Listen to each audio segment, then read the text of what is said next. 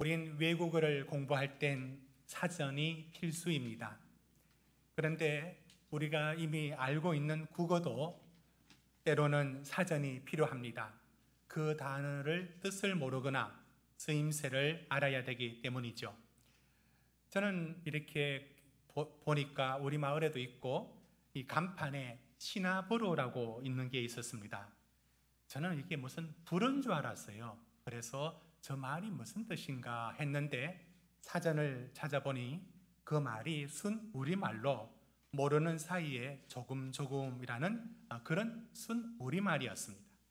얼마 전에는 드라마 이름이 맨도롱 무엇이었는데요.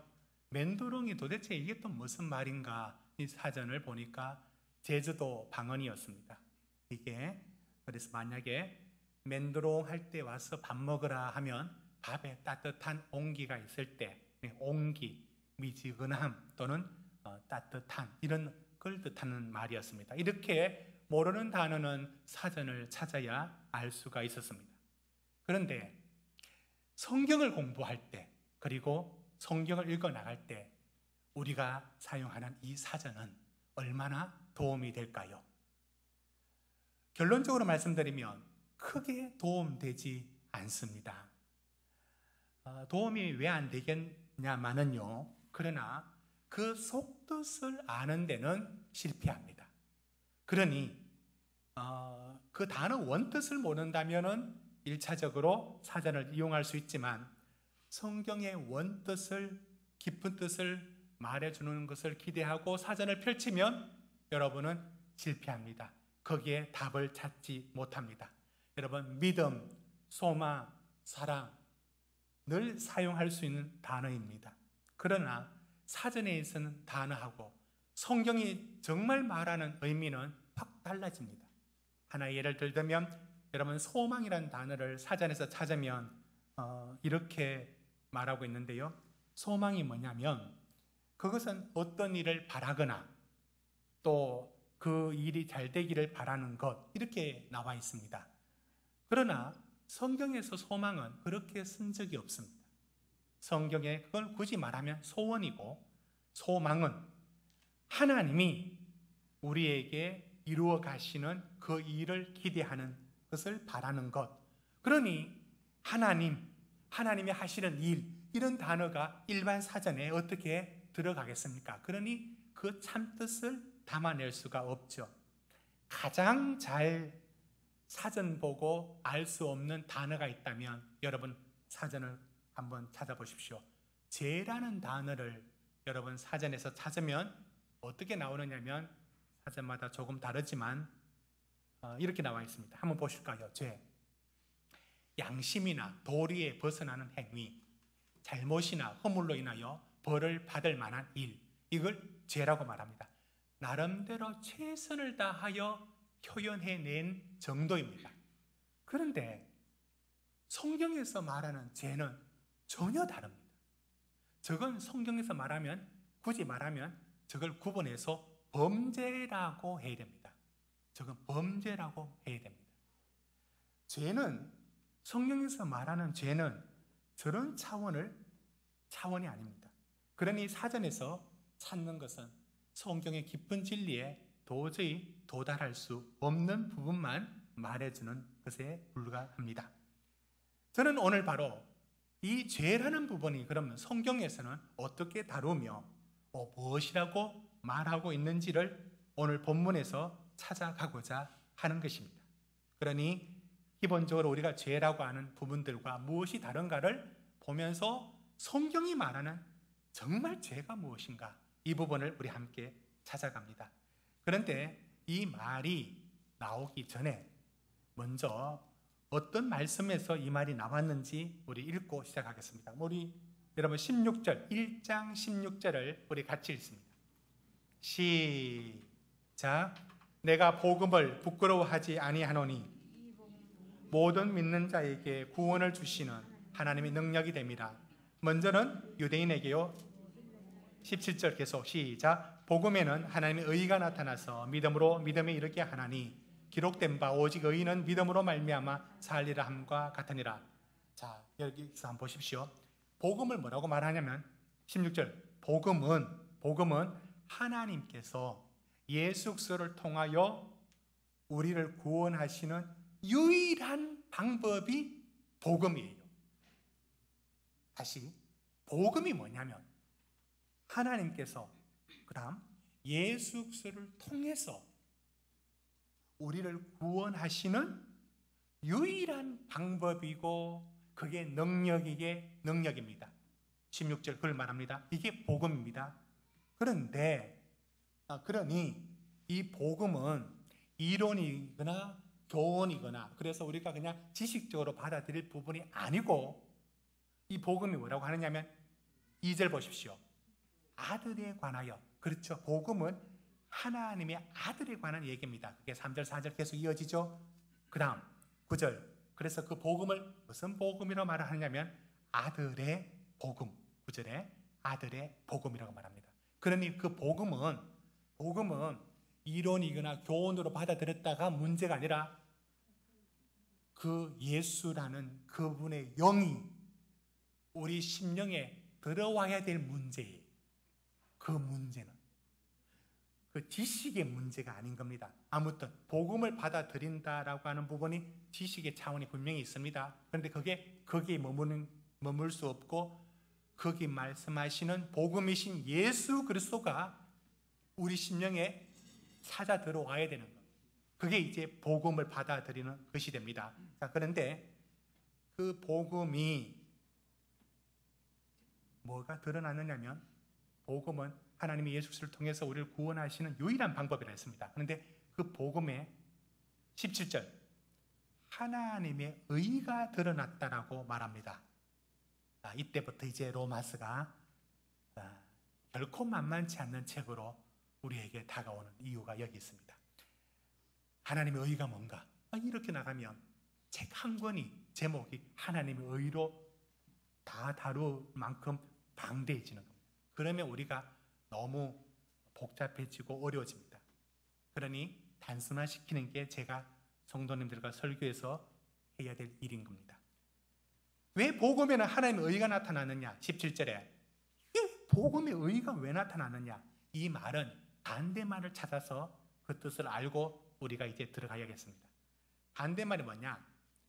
10장 3절에 나와 있습니다. 한번 띄워주시겠습니까? 한번 보십시오. 로마서 10장 3절에 하나님의 의와 반대 개념이 뭐냐면 자기의, 인간의 의입니다.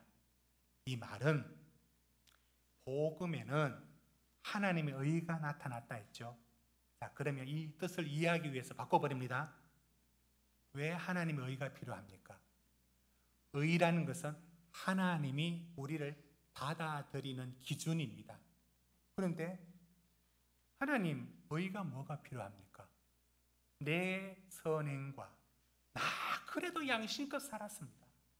내 양심이 있는데 자기 내 의가 있는데 이거로 안 됩니까? 하는 말이 아니 그거로 안 되고 다른 의 곧 하나님이 주시는 의 그게 와야 된다라는 말을 먼저 합니다. 왜 그게 와야 됩니까? 그 의가 와야 그러니까 인간의 자기 의로는 구원을 얻을 수 없고 하나님의 의가 와야 된답니다. 왜 그런데요? 왜 그런데요? 라는 질문을 던지면 말합니다. 여러분 찾아보십시오. 로마서 3장 9절 10절에 보면 한번 보십시오. 10절만 읽어봅시다. 10절 기록된 바 시작 기록된 바 모두가 죄인이라고 말합니다. 3장 9절 모두가 죄 안에 있고 의인은 하나도 없다라고 말합니다. 23절 3장 23절 같이 읽읍시다. 시작 모든 사람이 죄를 범하였음에 모두가 자 그러면 아까 그 본문으로 다시 돌아갑니다. 이렇게 됩니다. 하나님의 복음에는 하나님의 의가 나타났대요. 지금 이 말의 깊은 뜻을 몰라도 넘어가야 됩니다. 어떤 것을 공부를 해보니까 다 알고 넘어가서 이해되는 게 아니라 어느 정도 알고 넘어가고 그 다음 뒤에서 지나보니까 앞에 걸 알게 되더라고요. 지금 로마서를 접근할 때는 이 방법도 필요한 겁니다. 지금 여러분 다 이해한 게 아니에요. 이 부분이 괜히 어렵습니다. 괜히 어려운데, 복음에는 하나님의 의가 나타났대요. 왜 하나님의 의가 필요합니까? 자기의 인간의 의로는 구원을 받을 수 없으니까 하나님이 의롭게 하는 의가 와야 된다. 왜요? 죄인이기 때문에. 모두가 죄를 지었기 때문에. 그래서 왜요? 하나님의 영광이 이르지 못했다. 그게 무슨 뜻인데요? 이 말씀도 별도로 다룰 겁니다, 나중에. 그런데 하나님을 영화롭게 하지도 하지 않고 하나님의 거룩과 생명에 부합하는 삶을 살지 못하도록 우리는 죄 아래 놓여 있다는 겁니다. 자, 여기 이 정도하고 넘어가야 됩니다. 자, 그래서 뭐냐면 지금 하는 말씀이 어디로 넘어가고자 하느냐면, 그래서 하나님의 의가 필요하다고요? 질문합니다. 왜요? 우리 선하게 살면 안 됩니까? 양심껏 살면 안 됩니까? 하나님 받아들이는 기준이 뭔데 그렇게 어렵습니까? 그러자 오늘 18절부터 오늘 그 본문에서 말하는 말씀이 나오는 겁니다. 이유가 뭐냐? 그걸 설명합니다. 이유는 간단합니다. 죄 때문이다. 너희 죄가 너무 깊고 그 죄가 너무 흉악하고 하나님은 그 죄를 가만둘 수 없다. 우리 무슨 죄를 지었는데요? 이제 말을 하는 거예요. 여기에서 이제 출발해서 이 질문 속에서 들어가야 됩니다. 한 구절 더 찾죠. 로마서 6장 23절. 자, 말씀 띄워주십시오. 6장 23절 같이 읽읍시다. 시작. 죄의 삭은 사망이요 하나님의 은사는 그리스도 예수 우리 주 안에 있는 영생이니라. 여러분, 저 두 말씀 속에 두 가지가 대조됩니다. 죄의 결과와 죄의 대가는 사망은, 여기서 사망은 한번 죽기로 정해진 그런 육체의 죽음, 그게 아니고요, 영원한 형벌의 죽음을 말합니다. 죄로 반드시 죽을 수밖에 없는 대가라는 겁니다. 그런데 하나님의 선물인, 은사란 말은 선물입니다. 하나님의 선물은 뭐냐? 예수님을 통하여 우리 안에 영생을 주는 것입니다. 자, 영생, 예수를 통해서 생명과 영생을 얻는 게 우리가 받는 약속이고, 그럼 그렇지 않으면 어떻게 되느냐? 않으면 사망, 그 결과는 심판. 그래서 오늘 18절부터 말합니다. 그게 하나님의 진노를 받을 수밖에 없다. 지금 이렇게 나가는 겁니다. 자, 이제 본격적으로 18절부터 말씀을 우리가 이제 그 뜻 자체를 이해할 필요가 있습니다. 18절 우리 읽고 시작합니다. 18절, 1장 18절 시작. 하나님의 진노가 불의로 진리를 막는 사람들의 모든 경건하지 아니함과 불의에 대하여 하늘로부터 나타나나니. 자, 보십시오. 하나님이 죄에 대해서 진노하신다는 거예요. 왜? 하나님이 그걸 너무 싫어한대요. 우리가 알고 있는 죄에 대해서 싫어하는 그 정도가 아니라 하나님은 정말 싫어한다. 중학교 때 한 선생님이 아이들이 떠들면 주목시키는 방법이, 어떤 방법으로 우리를 이렇게 자다가도 애들 벌떡 일어나게 하는 방법이 있었어요. 어떻게 그러시는지 모르겠어요. 손톱으로 칠판을 탁 긁어버려요. 몸이 막 오그라들고, 제발 선생님은 그 소리 들어도 괜찮으냐고, 우리 죽겠습니다, 제발 그 소리 하지 말라고 칠판에다가 손톱으로 팍 긁어버리면 그 나는 소리가 있죠. 그 주파수 높은 그 소리 들으면 몸이 막 이렇게 돼요. 하나님이 거룩하신 그 하나님이 죄를 바라보는 방식, 성품이 어떠냐면 너무 싫어. 반드시 심판할 수밖에 없고, 하나님의 거룩과 하나님의 의와 하나님의 공의로는 그것을 보고 하나님이 심판하고 진노할 수밖에 없는, 몸이 오그라든다고 표현할까요? 너무 흉악한 것으로 하나님은 죄를 다룹니다. 근데 그 죄가 우리 속에 있다는 거예요. 우리는 말합니다. 뭘 잘못했다고 자꾸 제재하느냐. 우리는 맨날 사전에서 말하는 죄, 그건 범죄, 죄의 결과로 형법상, 민법상 저촉되는 어떤 행위들, 사회에서 문제가 되는 어떤 행위들, 그 범죄만을 얘기합니다. 성경이 말하는 죄는, 범죄는 29절부터 이후에 나오는 겁니다. 그 앞에가 죄입니다. 범죄가 아니라 죄를 다루고 있습니다. 여러분, 그러면 성경이 뭐라고 말씀하느냐면, 하나님은 죄에 대해서 반드시 심판하시고 그 죄를 넘어가지 않습니다. 그래서 마태복음 4장 17절에 뭐라고 하느냐면, 회개하라, 천국이 가까이 왔느니라. 회개하라, 하나님 나라가 여기 왔다. 회개하라. 이대로 가다가는 죽는다. 돌아서라. 그 말이 회개합니까? 세례 요한 첫 선포가 회개하라. 세례 요한도 천국이 가까이 왔느니라 하면서 회개하라고 외쳤습니다. 왜 그럴까? 마태복음 3장 12절에 세례 요한이 이렇게 말했습니다. 말씀 띄워 주십시오. 쭉정이는 꺼지지 않는 불에 태우시리라. 하나님은 반드시 심판을 말씀하고 있어요. 그런가 하면 마태복음 7장 13절 14절에는 좁은 길로 가라. 그 길이 있고 생명으로 가는 길이 있고 반대 길이 있어요. 뭐냐면 넓은 길인데 넓은 문으로 들어가라. 그건 어떻게 죽는다는 거예요. 심판과 사망의 길이 있다는 거예요. 두 길이 있을 뿐이다라고 말합니다. 마태복음 13장 40절에 말합니다. 가라지 비유에서요, 마지막 날에는 거두어 가라지를 불에 사르리라. 분명히 심판을 말씀하고 있거든요.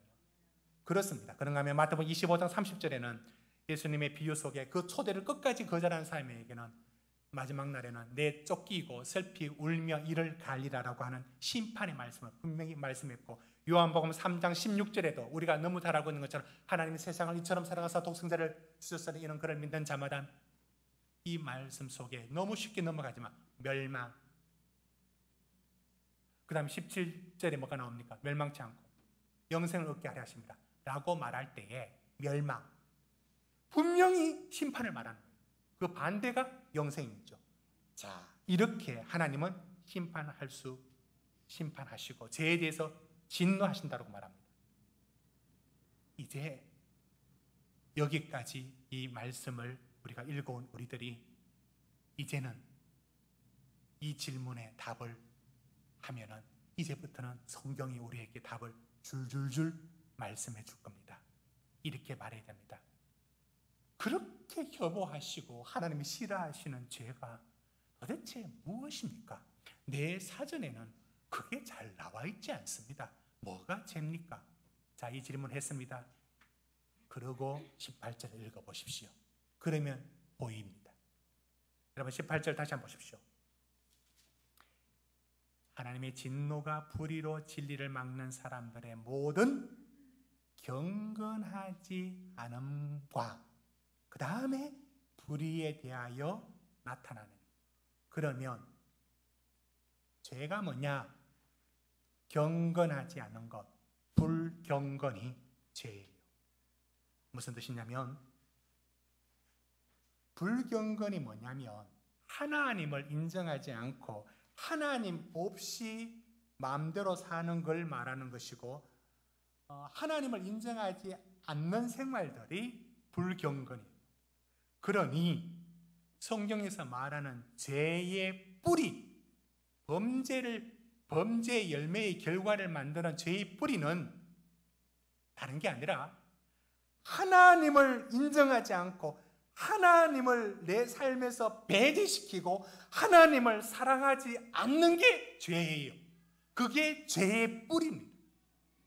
그게 죄의 뿌리니까 어디로 향하느냐면 19절 같이 읽읍시다. 시작. 이는 하나님을 알만한 것이 그들 속에 보임이라 하나님께서 이를 그들에게 보이시느니라. 지금 이방인에 대해서 먼저 말하고 있는 부분이라서 이렇게 말씀하고 있는데요, 하나님을 알만한 것이 그들 속에 보이는데, 그러니까 하나님에 대한 지식이 그들 속에 있어요. 그런데 그 지식을 지워버려요. 그가 하는 모든 일에 하나님을 빼버립니다. 하나님에 대한 알만한 지식이 하나님 그에게 주셨는데 그걸 인정하지 않습니다. 자기 삶 속에 하나님을 인정하지를 않습니다. 어디로 향할까요? 21절 반드시 이렇게 향합니다. 21절 같이 읽습니다. 시작. 하나님을 알되 하나님을 영화롭게도 아니하며 감사하지도 아니하고 오히려 그 생각이 허망하여지며 미련한 마음이 어두워졌나니. 여러분, 지금 우리 죄에 대해서 다루고 있는 거예요. 죄는 뭐냐? 하나님을 알만한 하나님의 지식, 하나님을 인정하는, 하나님과 함께 사는 모든 것들을 배제시키는, 하나님을 다 빼버려요. 그러면 뭐가 되느냐면 그 하나님을 영화롭게 할 리가 없고 하나님께 감사할 리가 없습니다. 그 결과로 살아갑니다. 그럴 이유를 못 찾습니다. 그리고는 어디 가느냐? 21절 생각이 허망하여지고, 더 나갑니다. 마음은 미련해지고 또 어두워집니다. 이게 죄를 끊임없이 만들어내는 죄성을 형성하는 죄의 뿌리가 됩니다. 그런데 문제는 허망한지도 모르고 자기가 미련한지도 모르고 마음이 어두워졌는지 모릅니다. 요한복음 3장 19절에 있는 것처럼 빛이 세상에 왔을 때 사람들이 자기 행위가 악함으로 빛보다 어두움을 사랑하는 것이다. 예, 바로 이 구절입니다. 하나님을 알만한 지식을 억눌러 버렸죠. 하나님을 영원하기도 하지 않고 감사하지도 아니합니다. 다시 정의합니다. 죄는 하나님을 사랑하지 않는 것. 죄는 하나님을 그래서 영화롭게 하지 않는 삶을 살아가는 것. 그게 죄입니다. 그게 죄입니다. 여러분, 소요리 문답이라고 신앙생활에서 가장 중요한 질문, 소요리 문답의 질문을 다른 건 몰라도 1번은 우리가 알아야 된다라고 많이 강조하고 참 잘 질문해서 정리해 놓은 게 있습니다. 이렇게 묻습니다. 한번 보십시오. 소요리 문답 1번. 사람이 제일 되는 목적이 무엇인가? 그러니까 왜 우리가 사는가? 사는 목적이 뭔가? 이걸 이제 묻고 있어요. 그리고는 성경 전체의 뜻을 이렇게 한 문장으로 정리했습니다. 답을 한번 읽어볼까요? 시작. 사람의 제일 되는 목적은 하나님을 영화롭게 하는 것과 영원토록 그를 즐거워하는 것입니다. 그것이 인생의 목적이 되어야 되고, 우리의 삶은 하나님을 즐거워하는 것, 하나님을 영화롭게 하는 게 뭐냐? 하나님을 예배하는 것, 하나님 말씀대로 살아가는 것, 하나님 말씀을 붙들고 소망을 갖는 것, 하나님의 백성들끼리 친교하며 교제하는 것, 하나님의 일을 섬기는 것, 그 일을 즐기는 것, 그게 하나님을 영화롭게 하는 것들이고, 하나님 뜻 안에 살아가는 것을 기뻐하는 것, 그게 하나님을 영화롭게 하는 것들. 이게 우리의 삶의 목적이 되어야 되는데, 자, 죄는 뭐를 만들었냐면 21절 생각이 허망하여지고 미련해지고 마음이 어두워집니다. 그래서 뭘 추구하는지 아십니까? 인생의 목적 자체가 참 말도 되지 않는 걸 추구합니다. 얼마 전에 미국의 흑인 래퍼, 이렇게 이제 노래하는 가수죠.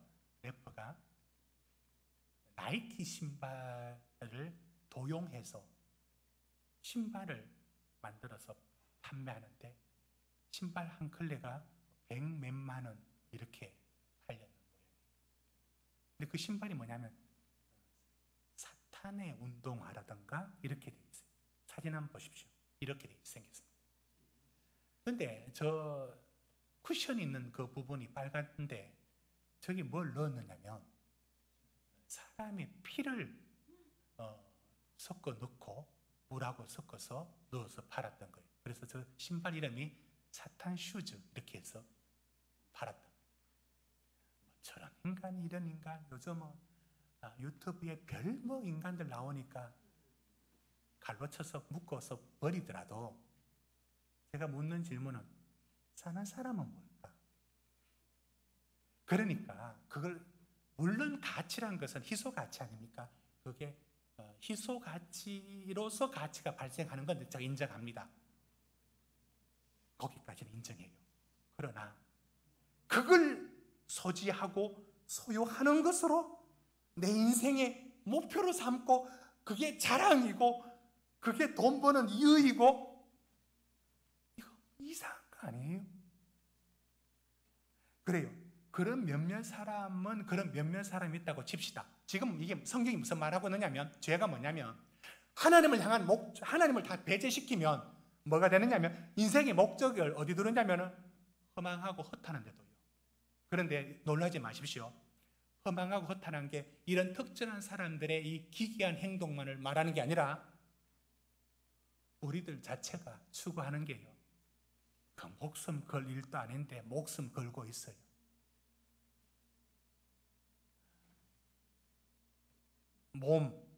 육체가 하나의 권력이 되는 시대인데 육체, 성공, 어떤 부분 그것이 우리 삶에 필요한 것들로 있는 부분들의 영역이 있을 겁니다. 그런데 그것이 목적이 되어버린 삶으로 바뀌어버립니다. 이게 허망한데 근데 허망한 생각이 든 사람들은 그 일 하면서도 그게 잘못인지 모릅니다. 그렇게 돌아가게 되어 있습니다. 이게 죄라는 겁니다. 그리고 죄는 이 단계를 밟을 수밖에 없어요. 23절 보십시오. 그 죄는 어디를 향하느냐? 23절 시작. 썩어지지 아니하는 하나님의 영광을 썩어질 사람과 새와 짐승과 기어다니는 동물의 모양의 우상으로 바꾸느니라. 여러분, 바로 죄는 하나님을 사랑하지 않는 것이에요. 하나님을 배제시키는 거예요. 그러면 배제시키면 인간 속에 뭐가 있느냐면 이렇게 허무한 공간이 생깁니다. 거기를 반드시 인간은 대체물을 찾아야 돼요. 하나님 밀어낸 그 공간을 채우는 대체물. 그게 언제나 성경은 우상이었어요. 우상. 그리고 우상 한마디로 말하면 금송아지를 아직도 우상으로 생각하십니까? 왜 전설의 고향 같은 얘기 하십니까? 우상은 금송아지만의 우상이 아니에요. 하나님보다 더 사랑하는 그 무엇, 내 인생의 가치를 하나님보다 더 높이 두는 그 무엇, 그 모든 게 우상이에요. 그게 성경이 말하는 우상이라고. 그러니 그 자리에는 반드시 우상이 하나님의 사랑을 배제시키고 하나님을 빼버린 인생 속에는 우상 고전적으로 자꾸 우상 생각하지 마십시오. 지금 누가 송아지 섬깁니까? 아무도 안 섬깁니다. 당신이 사랑하고 당신이 목숨 걸고 추구하는 그게 우상 아니냐고. 그거로 목적 주고 쫓아가는 거예요. 반드시 죄는 그 길로 나가게 돼 있다라고 말합니다. 자, 그런데 그 우상이 그렇게 향하여 나가면서 또 어디로 나가느냐? 25절 한번 읽어봅시다. 시작. 이는 그들이 하나님의 진리를 거짓 것으로 바꾸어 피조물을 조물주보다 더 경배하고 섬김이라 주는 그 영원히 찬송을 이시로다. 그리고부터 나오는 말이 26절 보십시오. 26절 끝에 보면 여자들도 순리대로 쓸 것을 받고 영리로 서고 27절 남자들도 순리대로 이렇게 하면서 음욕을 부리던 26절 27절은 동성애를 지금 말하고 있습니다. 물론 이제 동성애에 대한 현대적인 답을 여기서 다 주는 일은 아니에요. 그러나 동성애에 대한 부분을 언급하고 있는 부분은 사실입니다. 자, 25절 진리가 거짓으로 바뀌면요 거짓이 참이 됩니다. 여러분, 제가 예언을 하나 하고 이 예언이 이루어지는지 한번 맞춰볼까요? 기다려볼까요? 우리나라도 길지 않아서 동성애가 합법화될 겁니다. 무슨 근거로? 합법화되는 거 부추깁니까? 아니요. 그게 아니라 인간 죄성의 흐름의 발전 속도와 그걸 보면 꼭 그렇게 향합니다. 진리는 하나님 앞에 악하고 나쁜 것은 이제 하나님 빠진 그 자리, 죄의 흐름은 25절에 진리는 거짓으로 바뀝니다. 그게 옳은 일이 됩니다. 선거 때마다 무지개당은 언제나 들었을 것이고 이제 주장할 겁니다. 그리고 인정하도록 요구할 겁니다. 그리고 표를 얻기 위해서 무시 못할 겁니다. 그리고 세월은 반복될 것이고 다른 나라들처럼 그렇게 될 겁니다. 결국 진리는 거짓 것으로 바꿔집니다. 자, 이럴 때 하나님은 어떻게 하시느냐? 24절 마지막으로 한번 읽어봅니다. 26절에 있는 말씀인데 24절만 읽어봅니다. 시작. 그러므로 하나님께서 그들을 마음의 정욕대로 더러움에 내버려 두사 그들의 몸을 서로 욕되게 하게 하셨으니 더러움에 내버려 두사. 내버려 둔다. 여러분, 이런 죄에 대하여 하나님의 최종 심판은 예수님의 재림과 심판이에요. 그런데 그 심판만 있는 게 아니라 현재적으로 벌써 심판을 내리는 게 있습니다. 뭐냐면 내버려둬요. 이게 현재 임한 심판이에요. 하나님 더 이상 말씀하지 않아요. 그렇게 해버리라. 마음대로 하라.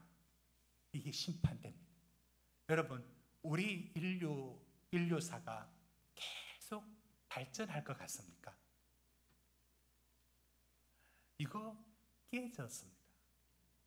인류가 계속 발전하고 점점 더 성장하고 우리의 생활 수준은 점점 좋아지고 점점 더 살기 좋은 거 될 것이다. 1차 세계대전, 2차 세계대전이 우리에게 준 게 무엇입니까? 그럴 줄 알았어요. 그때 낭만주의, 여러 분야의 음악과 미술과 문학 모든 것에 뭔가 희망을 일으키는 계몽주의, 낭만주의, 인간은 할 수 있다. 1차 세계대전, 결정적으로 2차 세계대전 나왔을 때 이게 인간이구나. 여러분, 누가 아니라도 인간은 그 자체로 인류는 스스로 자폭합니다. 스스로 멸망하게 되어 있습니다. 성장하고 발전한다고요. 인류의 최종 지점은 스스로 붕괴하고 망하게 되어 있습니다. 하나님이 내버려 두는 것으로. 이것입니다. 저는 이 말씀의 반대편을 생각해 봤습니다. 내버려 둔다. 그런데 하나님은 우리를 절대 봐주는 법이 없어. 내버려 두지 않아. 잘못하면 7번 잘못하면 또 때리고 8번째 또 회초리를 들더라도 하나님은 우리를 내버려 두지를 않아. 우리의 본성이 말합니다. 하나님은 이렇게 대충 믿고 할 것 하고 살아가면 좀 놔두면 좋겠는데 하나님 그러시지 않아요. 내버려 두질 않아요. 우리를 끊임없이 간섭하시고 끊임없이 때리시고 끊임없이 뭐라 하시고 피곤해 짜증날 만큼 하나님은 우리를 가만두지를 않아요. 이게 하나님의 은혜인지 우리는 몰라요. 우리는 그걸 인정하지 않고 있습니다. 그러나 하나님은 우리를 내버려 두지를 않습니다. 그런데 그 반대편 하나님의 심판은 내버려 두는 데 있습니다. 제가 이제 말씀을 맺을까 합니다. 제가 이 말씀을 맺을 부분이 하고 나면 오늘 또 설교가 좀 길어질 것 같아서 이거를 접고 아돌프 아이히만 얘기는 나중에 또 할 기회가 있으니까 하고 말씀의 결론을 맺고 싶습니다. 우리는 오늘 죄가 무엇인가에 대하여 다루었습니다. 하나님을 인정하지 않고 하나님을 사랑하지 않고 하나님을 영화롭게 하지 않는 것으로 나가는 거기에 허망한 생각과 미련한 마음과 어두워진 생각들이 끊임없이 거기서 부글부글 만들어내는 거기서 범죄의 결과를 만들어낸다. 그게 죄다. 그래서요, 성경이 말합니다. 그게 네 안에 있다고. 히틀러 같은 인간 속에 있거나 그의 실무자였던 아이히만 속에 있거나 학살자 200만을 죽게 했던 폴포트, 캄보디아의 폴포트 같은 사람들에게만 있는 일이 아니라 그 죄의 흉악함이 우리 속에 다 있다고. 우리는 그걸 인정을 안 하려고 합니다. 우리는 범죄만을 다루려고. 성경 말합니다. 아니, 죄. 그래서 하나님이 심판을 내릴 수밖에 없고, 그래서 하나님이 진노할 수밖에 없는 우리를 받아주셨어요. 예수 그리스도의 십자가의 죽으심과 예수 그리스도의 통하여서 그분의 의로 우리 거를 못 받아들이고 그분의 의로 우리를 받아주셨어요. 여러분, 저는 알았습니다. 성경에서 말씀하고 있는 이 진리가 지식으로는 이렇게 지금 방금 했던 것처럼 정리할 수 있어요. 지식으로. 그런데 더 이상 저도 할 수 없고 우리가 할 수 없는 영역이 있었어요. 그것을 내 몸이 죄를 깨닫고 하나님 앞에 이 죄가 얼마나 흉악하고 더럽고 추한지에 대한 부분은 지식으로 더 이상 전달할 수가 없었어요. 이건 더 이상 어떻게라도 전달할 수 없었어요. 이것은 하나님이 우리 속에 죄를 깨닫게 해주셔야 되고, 우리가 그 깨달아주는 죄에 대하여 민감하게 반응할 때 알 수 있는 영역의 길이 열릴 뿐이에요. 그러니 저는 이 설교를 오늘 처음부터 준비하면서도 어제 제가 얘기했어요. 저희 아내한테 얘기했습니다. 이거는 아무리 전해도 전할 수 없는 얘기를 난 할 수밖에 없다. 그러나 지적인 부분을 정리라도 난 해야 되겠다.